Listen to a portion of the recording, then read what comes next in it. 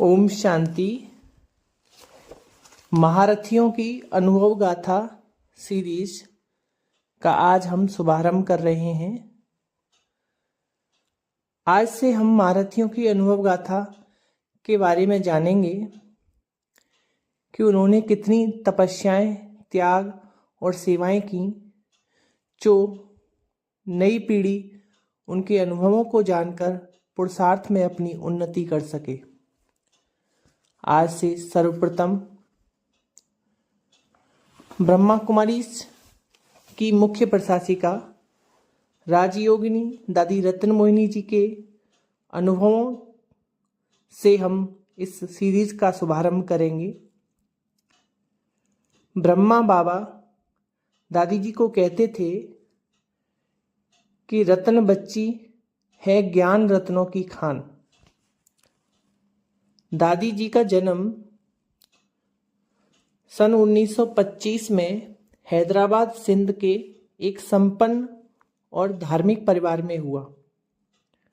माता पिता के भक्ति के संस्कार के प्रभाव से बचपन से ही दादी को भक्ति और पूजा का बहुत शौक था। जब दादी 10 वर्ष की थी तो उनके पिता का अचानक देहांत हो गया, जिससे उनकी माताजी बहुत दुखी रहने लगी थी। घर में बहुत अशांत वातावरण व्यापक हो गया था।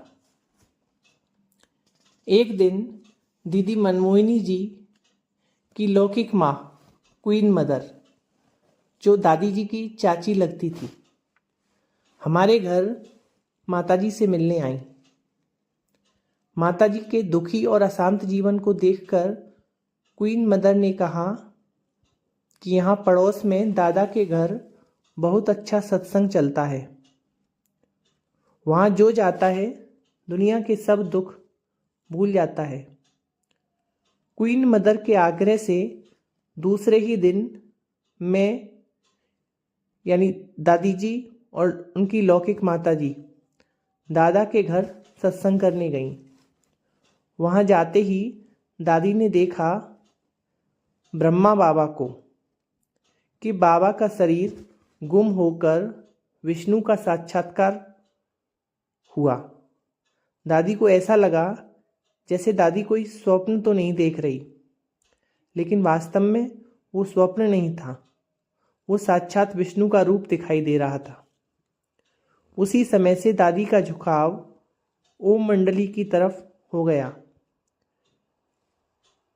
दादी लगन निस दिन चढ़ती कला में थी। दादी लौकिक पढ़ाई छोड़ना चाहती थी, लेकिन बड़े भाई की बहुत तीव्र इच्छा थी कि पढ़ाई में आगे बढ़कर दादी कोई अच्छी डिग्री प्राप्त करे। सत्संग में रुचि बढ़ने के कारण दादी ने 9वीं कक्षा की परीक्षा के बाद जिद की कि मुझे पढ़ना ही नहीं है। फिर भी भाई ने बनारस यूनिवर्सिटी में प्रवेश दिलाने के लिए बहुत कोशिश की, लेकिन प्रवेश नहीं मिला। दादी खुशी में नाचती थी कि सचमुच मुझे ईश्वर की मदद मिली है। वैसे दादी पढ़ाई में बहुत होशियार थी। सारा क्लास में दादी का नंबर सदैव आगे रहता था। ईश्वरीय ज्ञान मिलने के बाद भी दादी को ऐसा अनुभव होने लगा कि अभी लौकिक घर में नहीं रहना, ईश्वर की ही होकर के रहना है। कुछ ही समय बाद दादी ने अपना पूरा जीवन ईश्वरीय सेवा के अर्पित कर दिया और समर्पित रहकर जीवन बिताने लगी। बाबा छोटे बच्चों को बड़े प्यार से सिखलाते थे। दादी को याद है, गलती होने पर भी बाबा ने कभी किसी को डांटा नहीं। प्यार के सागर बाप ने बड़े प्यार से राजकुमारी की तरह सभी की पालना की। शिक्षाएं भी बहुत प्यार से समझाते थे, जिन्हें सब सहर से स्वीकार करते थे। दादी सदा अपने पर ध्यान रखती थी कि मुझे कभी भी ऐसा काम न हो जो बाबा को पसंद ना हो। यज्ञ की हर प्रकार की सेवा बाबा खुद करके सिखाते थे। बाबा को देखकर हम चाहे कर्मणा चाहे वाचा छोटी बड़ी सेवा बड़े प्यार से करते थे। दादी का सदा लक्ष्य रहता था कि मुझे इस बेहद के अविनाशी रुद्र गीता ज्ञान यज्ञ में संपूर्ण सुहाग होना है। बाबा प्रातः क्लास में जब मुरली सुनाते थे तो दादी चात्रक की तरह एक एक ज्ञान रतन बुद्धि रूपी झोली में जमा करती थी। जब यज्ञ सेवा से निवृत्त होती थी तो बगीचे में एकांतवासी बनकर ज्ञान रत्नों की गहराई में जाकर मनन का आनंद लेती थी। उस मनन के आनंद में मगन अवस्था अनुभव करके बाबा की याद रूपी झूले में झूलती थी। मनन करने में मेरी ज्ञान में रुचि बढ़ती गई। कई बार तो बाबा कहते थे, रतन बच्ची तू तो है ही ज्ञान रत्नों की खान।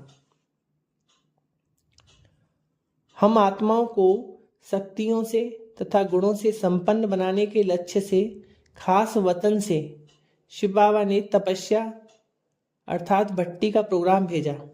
भट्टी में हम दिन रात योग करते थे। कभी कभी 4-4 या 8-8 घंटे भी तपस्या करते थे, जिससे फरिश्तेपन की स्थिति का तथा शक्तिशाली स्थिति का अनुभव होता था। मैं वही शक्ति हूँ जिसकी मंदिरों में पूजा होती है, ऐसा स्वयं को अनुभव होता था। बाबा ने हमें भविष्य में आने वाली घटनाएं सुनाते थे कि कैसे विनाश होगा, कैसी भयानक परिस्थितियां पेपर के रूप में सामने आएंगी, कैसे उस समय आपको शक्तिशाली अचल अडोल स्थिति रखनी होगी। हम योग की भट्टी में विशेष मौन भी रखते थे, जिससे हमें योगाभ्यास में सुंदर अनुभूतियां होती थीं। भट्टी में स्वर्गिक जीवन के अनोखे दृश्य भी दिखाई देते थे, जिससे बुद्धि योग पुरानी दुनिया से स्वतः ही हटता जाता था। बाबा ने 14 वर्ष की तपस्या कराई, जो हमारे जीवन में मददगार बन गई। उससे योग हमें अति सरल और अनुभव होने लगा। योग करते समय बाबा हमें अपनी शक्तियों की पहचान देते थे। बाबा कहते थे, तुम शिव शक्तियां हो, तुम शिव शक्ति अवतार हो, तुम्हारे में असीम शक्तियां हैं, तुम ही असुर संहारिणी देवियां हो। तुम्हें इस कलयुगी पतित मनुष्यों की आसुरी वृत्तियों का संहार करना है और विश्व में नई क्रांति लानी है। ऐसे शक्तिशाली महावाक्य उच्चारण कर विभिन्न शक्तियों का अनुभव करा के बाबा ने शक्तिशाली बनाया। कभी हम समुद्र के किनारे एकांत में जाकर रेत के ढेर पर स्वयं को विश्व के मालिक या बेहद के मालिक समझ इस पुरानी सृष्टि को हमें ही स्वर्ग बनाना है, ऐसी रूहानी मस्ती में लंबे समय तक बैठते थे। भारत के विभाजन के बाद सन 1950 में हम सभी भाई बहनें भारत में आए। सन 1952 में बाबा ने अन्य आत्माओं का जीवन दिव्य बनाने की सेवा के लिए भारत के अन्य स्थानों पर जाने के लिए हमें प्रोत्साहित किया। बाबा सदैव कहते थे, बच्चे, एक एक ज्ञान रतन अमूल्य है, जो इसे धारण करेगा कौड़ी से हीरे तुल्य बन जाएगा। जितना तुम महादानी बनकर अनेकों को ये खजाना बांटोगे, उतना ही ये वृद्धि को पाएगा और अनेकों की दुआएं तुम्हें आगे बढ़ाएंगी। ऐसा समझाते हुए बाबा हमें कैसे सफलतापूर्वक सेवा करें, इसकी विशेष ट्रेनिंग देते थे। भारत में विशेष दादी को दिल्ली, इलाहाबाद, कलकत्ता, पटना आदि अनेकों बड़े बड़े स्थानों पर बड़े बड़े सम्मेलनों, प्रदर्शनियों, मेले के आयोजन करने की सेवा का सौभाग्य मिला। सदा हर परिस्थिति में हमारा निश्चय मजबूत रहे, इसके लिए बाबा सदैव हमें प्रेरणा देते रहते थे। बेगरी पाठ के दौरान हमें कुछ भी अजीब नहीं लगा, क्योंकि बाबा स्वयं हमारे साथ थे। वह समय भी बाबा की छत्रछाया में सुखपूर्वक बीत गया। बाबा हम बच्चों को सदा खुश रखते थे, ताकि किसी भी परिस्थिति का हम पर प्रभाव न पड़े। बाबा हम बच्चों को ऐसे खिलाते पिलाते रहे जिससे हमें बेगरी पार्ट का पता भी नहीं चला। बाबा के चेहरे पर कभी भी चिंता नहीं दिखाई दी। आर्थिक अभाव होने पर भी 350 बच्चों को कैसे खिलाऊं, ये बाबा ने सोचा ही नहीं। एक ही निश्चय पर ब्रह्मा बाबा अटल थे कि यज्ञ शिव बाबा का है, स्वयं ही वो अपने बच्चों को संभालेगा। वास्तव में तो वह बेगरी पार्ट नहीं था, बल्कि हम शक्तियों को बलवान बनाने का साधन था। उससे हम अधिक शक्तिशाली बने। हमें कभी भी ख्याल नहीं चला कि अब क्या होगा। सन 1954 में मैं और दादी प्रकाश मणि जी और आनंद किशोर दादा जापान में होने वाले विश्व शांति सम्मेलन में निमंत्रण पर सेवा के लिए गए। वहाँ पर कई भारतवासी भाई बहनों को शिव बाबा का संदेश देकर धूमधाम से सेवा की सराहना करते हुए एक संस्था ने 2000 कल्पवृक्ष के सुंदर चित्र छपवा कर दिए थे, जिन्हें भारत में सेवा के लिए लाए। जापान से हम हांगकांग, सिंगापुर और पेनांग में निमंत्रण पर गए। वहाँ भी बाबा का संदेश देकर हजारों आत्माओं की सेवा की। जब हम विदेश सेवा से भारत वापस आए तो बाबा ने बड़े प्यार से, बहुत ही उमंग उल्लास से हमारा स्वागत किया। बाद में सन 1972 से 1974 तक मुझे लंदन में सेवा केंद्र की संचालिका बनने का सौभाग्य प्राप्त हुआ।